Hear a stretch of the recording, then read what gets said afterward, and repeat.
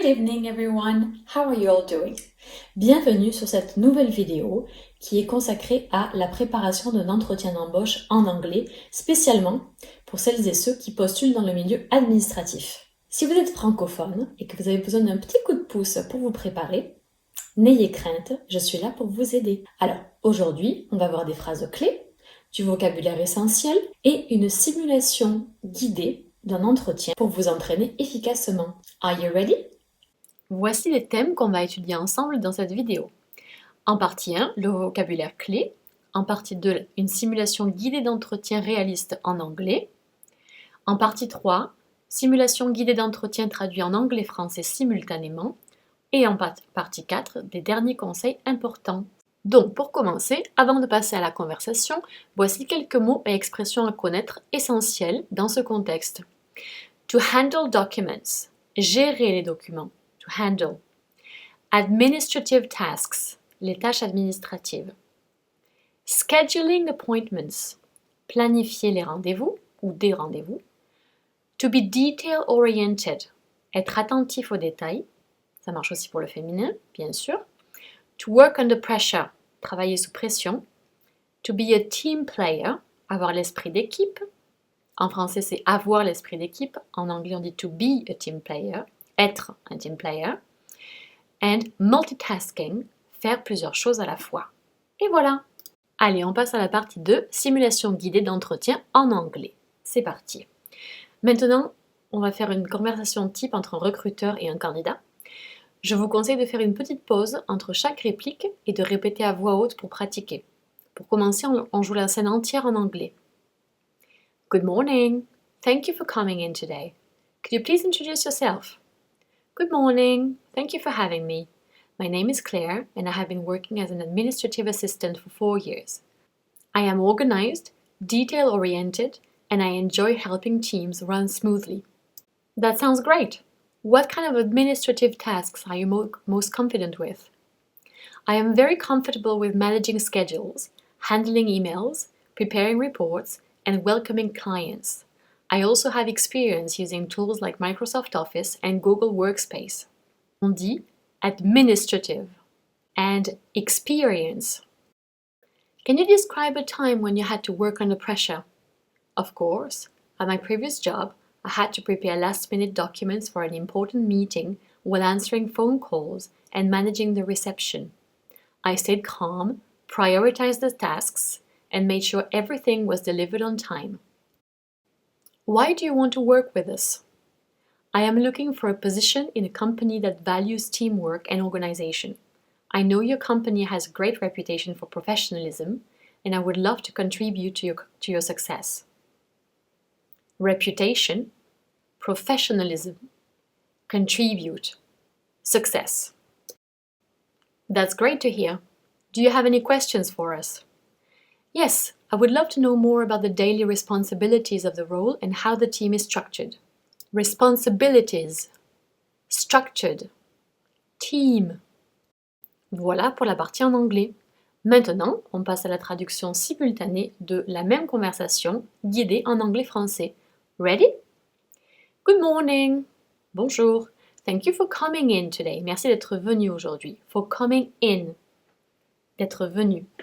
Could you please introduce yourself? Pourriez-vous vous présenter, s'il vous plaît? Good morning. Bonjour. Rappelez-vous que ça dépend du moment de la journée. Si c'est l'après-midi, good afternoon. Si c'est après 17h, ce sera good evening. Thank you for having me. Merci de me recevoir. C'est une formule très courante. My name is Claire. Je m'appelle Claire. And I have been working as an administrative assistant for 4 years. Et je travaille comme assistante administrative depuis 4 ans. Vous voyez ici qu'on utilise le present perfect en anglais pour parler d'un fait dont on parle au présent en français. Donc, on recommence. Je travaille comme assistante administrative depuis 4 ans. Dans ce cas-là, on utilise le present perfect qui est I have been working as an administrative assistant for 4 years. Vous pouvez aussi dire as an admin assistant. Vous pouvez faire une abréviation, mais c'est plus formel de dire le mot en entier qui est administrative assistant.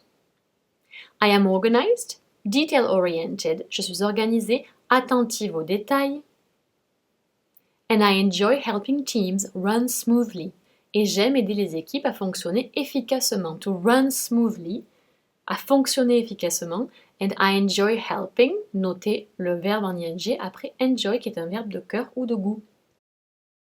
That sounds great. C'est très bien. Ça a l'air parfait. That sounds great. En anglais, c'est comme ça qu'on exprime le ça a l'air très bien, c'est très bien. Comme le recruteur l'entend, c'est pour ça qu'il utilise le verbe that sounds great. What kind of administrative tasks are you most confident with? On a un beau superlatif ici avec most confident with. Quelles sont les tâches administratives, administrative tasks, avec lesquelles vous êtes la plus à l'aise? Alors, avec lesquelles, ça se retrouve à la fin. Are you most confident with? I am very comfortable. Je suis très à l'aise. I'm very comfortable. Souvenez-vous-en bien de cette formule, elle est très importante et très courante. With managing schedules. Managing, encore une fois, ou handling schedules pour gérer les plannings. Les plannings, c'est schedules. Handling emails, traiter les emails. Preparing reports, préparer des rapports. And welcoming clients, et accueillir les clients. Remarquez que comme c'est une phrase générale, on n'a pas besoin de mettre un the au milieu de welcoming clients. C'est pas welcome the clients, ce sont des clients en général, donc on ne met pas de the to welcome clients. I also have experience, aussi, I also have experience, j'ai aussi de l'expérience, using tools, avec des outils. Pas besoin de mettre I have experience with tools. Non, on utilise le verbe. C'est très descriptif l'anglais. Donc au lieu de dire with tools, on dit plutôt j'ai de l'expérience dans l'utilisation de certains outils. Using tools like Microsoft Office and Google Workspace. Pas de complications ici, juste attention à la prononciation de ces deux géants administratifs. Can you describe a time when you had to work under pressure? Under pressure, on l'a vu dans la vidéo précédente pour l'entretien d'embauche pour l'hôtellerie-restauration. Vous pouvez regarder sur ma chaîne. Alors, pouvez-vous me décrire? En français, on dit me décrire, en anglais, on ne le dit pas. Juste can you describe a time, une situation, when you had to work, où vous avez dû travailler, under pressure, sous pression. Rappelez-vous de la chanson Under pressure. Pour vous en souvenir, ça aidera peut-être. Of course, bien sûr. At my previous job, dans mon précédent emploi, I had to prepare last-minute documents. J'ai dû préparer ou je devais préparer des documents de dernière minute, last-minute documents. For an important meeting, pour une réunion importante, while answering phone calls, tout en répondant au téléphone, and managing the reception, et en gérant l'accueil. I stayed calm, je suis restée calme, prioritized the tasks, j'ai priorisé les tâches, and made sure everything was delivered on time. Et je me suis assurée que tout soit prêt à temps. Was delivered on time, prêt à temps. Et la dernière question enfin, why do you want to work with us? Pourquoi souhaitez-vous travailler avec nous? Want to plus le verbe à l'impératif. C'est une formule très basique, c'est aussi bien de s'en souvenir ou de la connaître cette formule pour l'utiliser dans plein d'autres contextes et durant l'entretien bien sûr. I am looking for a position, je recherche un poste, I'm looking for, je recherche un poste ou je cherche in a company, dans une entreprise that values teamwork, value qui valorise le travail en équipe, teamwork, et l'organisation and organization. I know your company has a great reputation for professionalism. Professionalism. Je sais que votre société ou votre entreprise a une excellente réputation en matière de professionnalisme, for professionalism, en matière de professionnalisme, and I would love to contribute to your success. Et j'aimerais beaucoup contribuer à votre succès. Alors, rappelez-vous, I would love to, plus le verbe à l'impératif. To your success, votre succès. That's great to hear. C'est très encourageant. Do you have any questions for us? Avez-vous des questions à nous poser? Do you have any questions for us? Le quantifieur est très important. Any? Yes, I would love to know more. Oui, j'aimerais en savoir plus.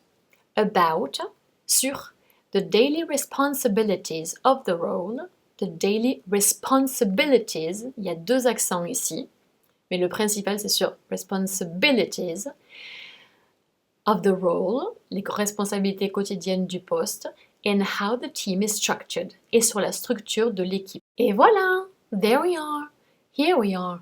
Vous pouvez maintenant rejouer cette conversation en changeant les phrases selon votre propre expérience. Le but, c'est d'adapter ce modèle à votre profil, tout en gardant des phrases simples et efficaces. Alors avant de terminer, 3 petits conseils rapides. Donc, première chose, pratiquer à voix haute. La fluidité vient avec l'entraînement. Numéro 2, préparer des réponses types, mais essayez de rester naturel. Et numéro 3, souriez et respirez. C'est plus facile à dire qu'à faire, mais vraiment, la confiance est votre meilleur allié. Here you go. Thank you very much for watching this video. Merci beaucoup d'avoir suivi cette vidéo. Si jamais vous avez trouvé cette vidéo utile, n'hésitez pas à la partager, à laisser un petit like, à vous abonner à la chaîne et à partager autour de vous. Et dites-moi tout en commentaire. Si vous avez des questions ou des suggestions, je lirai tout. Qu'est-ce qui vous stresse le plus dans un entretien d'embauche ou quelles autres questions vous avez par rapport à l'anglais en général? I'm here to help you. Bye bye and good luck with your interview.